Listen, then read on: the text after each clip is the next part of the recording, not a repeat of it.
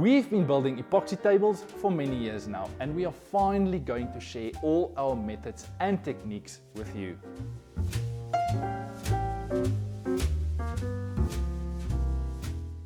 My name is Greg, and I am going to show you how to build the perfect epoxy table. I'm going to show you all the tools you need, exactly how to use them, and show you some tips and tricks down the line. Everyone thinks you need to cast your second layer of epoxy once your first layer has set. That's not true. You need to cast your second layer of epoxy once your first layer has become tacky.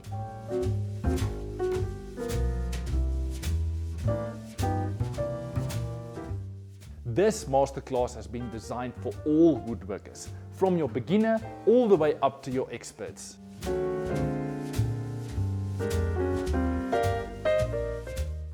Click on this video or in the description down below for more information.